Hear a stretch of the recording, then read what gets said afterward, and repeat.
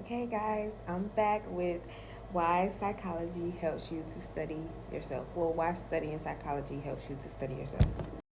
So, I don't know. We may have enough time to talk about pattern recognition, and empathy, but this video might just be about pattern recognition because I don't think I'm gonna have enough time. Like, I think I'm gonna split them up.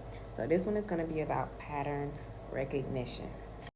Before I start that, I want to I don't think I really gave like a real definition of what psychology means. I took some notes. You already know I got my little notebook, so I wrote down like definitions and I did like some research because like from teaching y'all, I gotta teach. I gotta like be a teacher. By the way, I used to play school when I was little, so yeah. Anyway, so what is psychology? Psychology is the scientific study of the mind and behavior aiming to describe, explain, predict, and change mental processes and action. It explores conscious and unconscious phenomena, including emotions, personality, and social interactions, drawing from both natural and social sciences. Basically, it helps you to understand how individuals function. So, going into pattern recognition. Pattern recognition is a fundamental cognitive process. Okay, sorry, I had to end the video, but pattern recognition is a fundamental cognitive process that matches incoming environmental stimuli with memory to identify objects, sounds, and behaviors.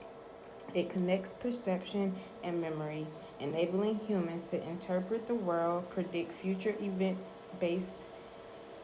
based on experience, and learn, serving as a cornerstone for decision making and cognitive development. You can avoid trouble by recognizing patterns. So, as a human being, we naturally recognize patterns. Like, we naturally recognize patterns to like make sense of the world. So, you have emotional patterns and you have behavior patterns. Emotional patterns are like getting anxious, or getting like nervous, or getting like scared like by a certain situation.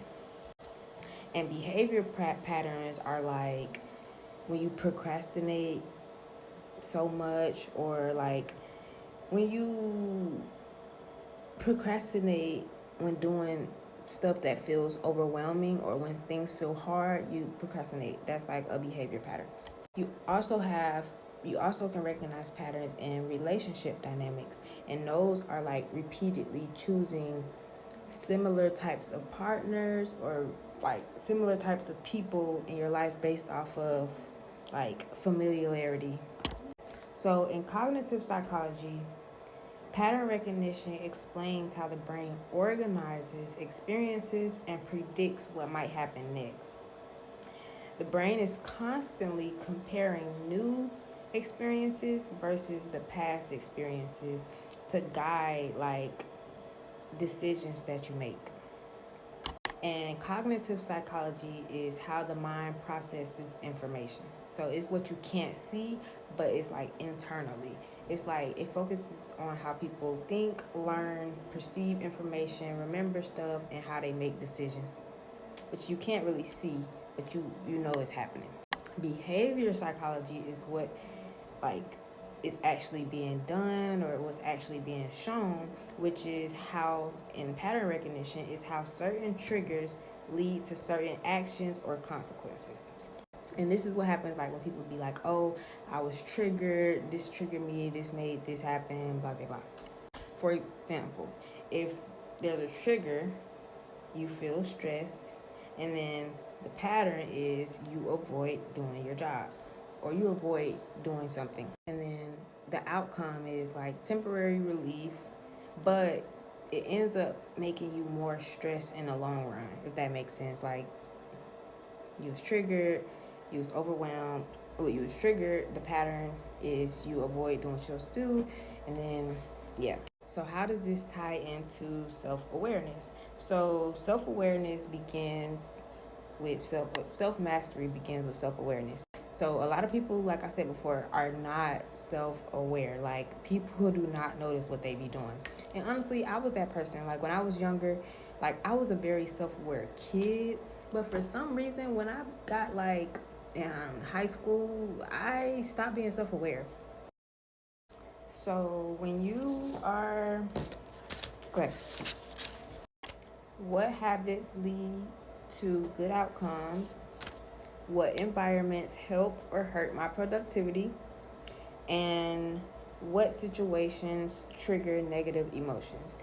That kind of will give you like a space to change your thinking so you can start recognizing patterns.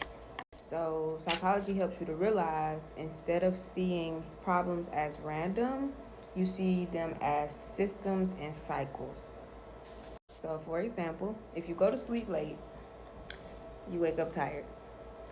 When you wake up tired, you end up skipping, let's say if you eat breakfast, you end up not eating breakfast, which causes you to have low energy, which also causes you to lose and have poor focus for the day.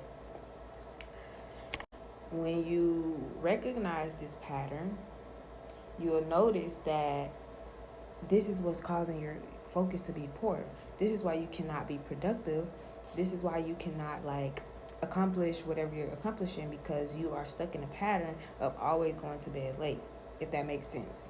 Here are a list of things that like cause you to have negative psychological patterns: self-sabotage, negative self-talk, emotional reactions, repeating unhealthy relationships, and avoidance habits.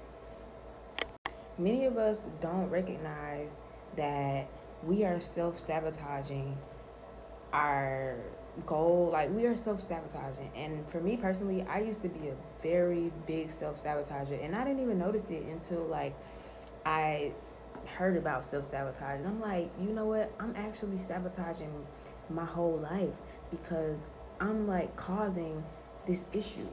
And if you're wondering, here is a definition of self-sabotage. Self-sabotage is when a person consciously or unconsciously behaves in ways that undermine their own goals, success, or well-being. In simpler terms, it means getting in your own way. Even when you want something good to happen. I was a huge self-sabotager. I was the one and the reason why my goals were not taking off, or my goals were not like going where I needed them to go. For example, you have a goal, you want something, which is that can be success, better habits, a good relationship, anything like that. The internal conflict that you have is fear, doubt, or negative beliefs start to pop up. The behavior is you take actions that block progress. You don't do anything. Like, you just stay stuck, or you do something that is not helping that pattern grow or helping that pattern to change. Your outcome is the goal becomes harder and more impossible to reach. You know, and those thoughts can be your internal conflict can be, what if I fail? What if this doesn't work out? What if this happens? But honestly, you can change that thought to, what if it does work out? What if this is working? Like my poster right here. What if it all works out? You got to think about that.